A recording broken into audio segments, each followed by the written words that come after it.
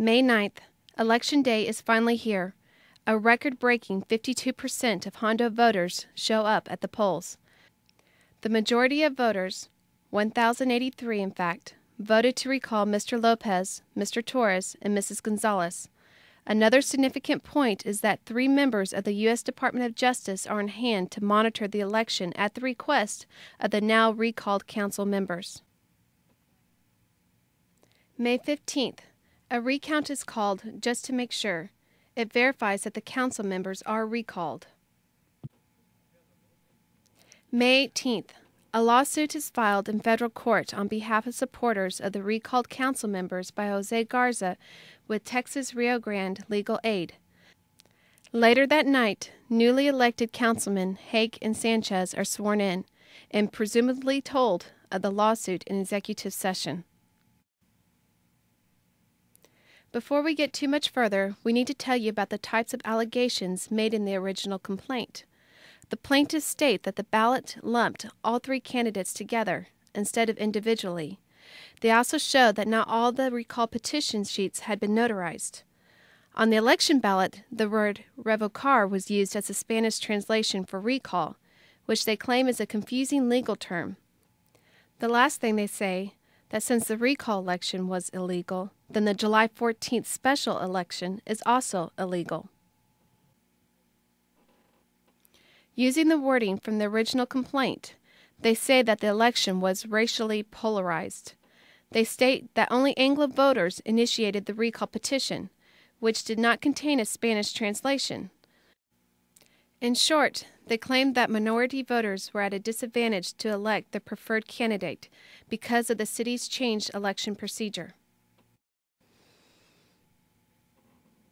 On May 26, Mick McCamey and Bradford Bullock, who had both been hired by the City of Hondo, appeared in court as attorneys for the city.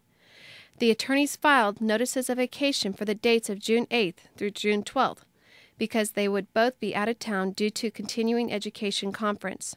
Remember these dates, June 8th through June 12th, because they will be important in a minute.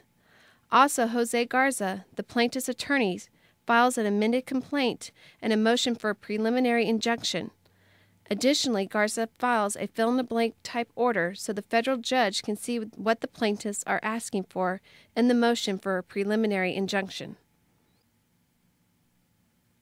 Mr. Garza, the attorney for plaintiffs, asks for 2 things.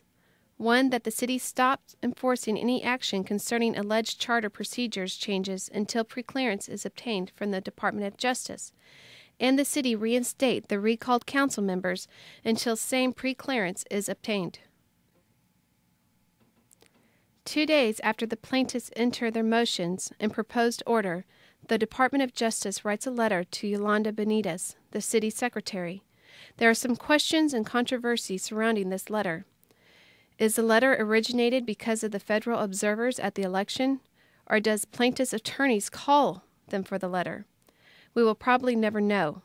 The letter certainly orders the city to seek preclearance, but nowhere is there an order to reseat recalled council members or cancel any elections. On June 1st, the McCamey law firm enters a response to the plaintiff's motion for preliminary injunction.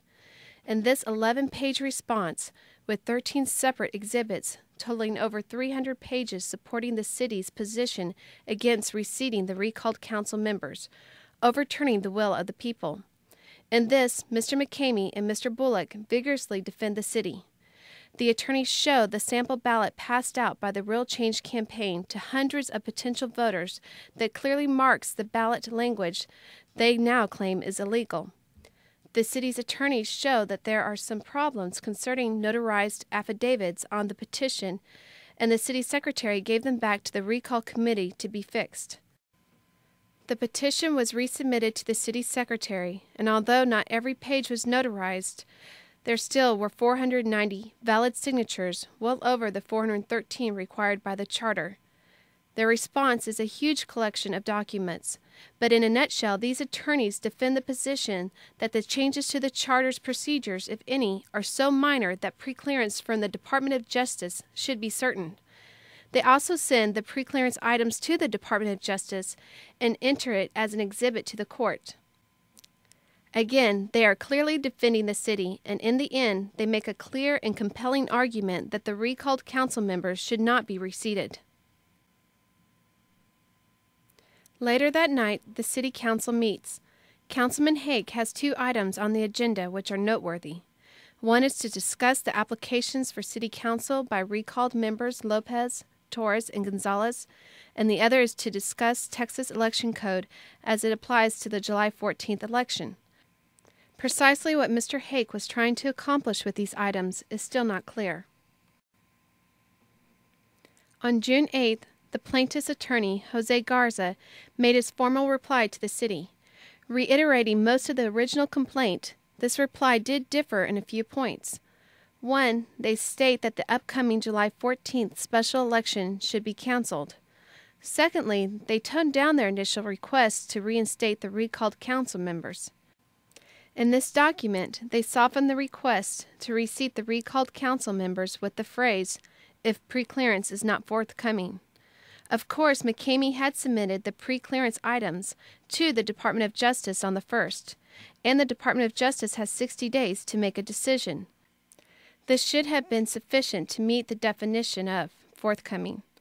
Also, the Department of Justice letter was included in this filing. The same day that the plaintiffs filed their reply, Councilman Hake and Councilman Sanchez show up at City Hall at the same time. They show up together with the same concern. Obviously, they show up together with the same solution because as a result, they call a special meeting on the 11th. There are only 2 items on the agenda: executive session concerning the lawsuit and hiring special counsel.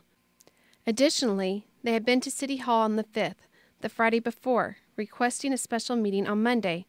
They dropped the request and showed up on Monday. On June 11th, Councilman Hake makes a big deal about discussing the lawsuit in open session. Think about this.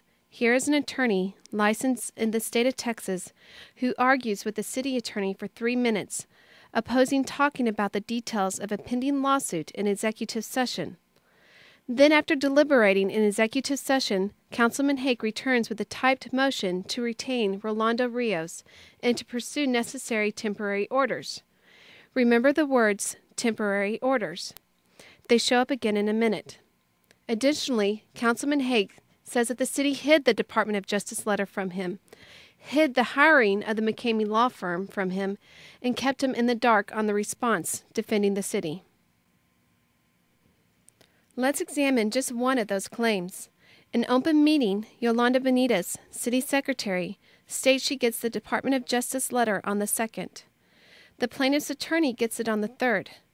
Plaintiff's attorney files it in district court on the 8th, but Hake and Sanchez had already called for the meeting on the 5th, changed their minds suddenly, then showed up together on the 8th when the plaintiff is filing the letter for public record.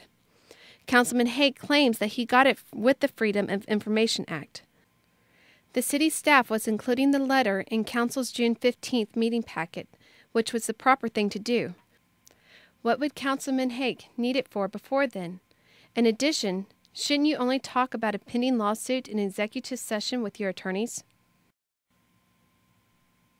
The next morning, Mr. Rolando Rios files an appearance and names himself as lead attorney for the city. Immediately after that, a temporary order is signed by the judge. Remember where those words came from? The temporary order stops the city from enforcing any changes to the charter which overturns the election and the will of the people. It orders the city to reinstate recalled council members Chevelle Lopez, Lucio Torres, and Virginia Gonzalez. It further orders to cancel the special election in July.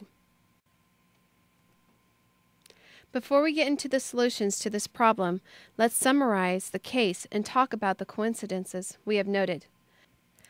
On May 18th, the original complaint is filed, same day as the City Council meeting. On May 26th, the motion for preliminary injunction is filed. The next day, we have City Council meeting.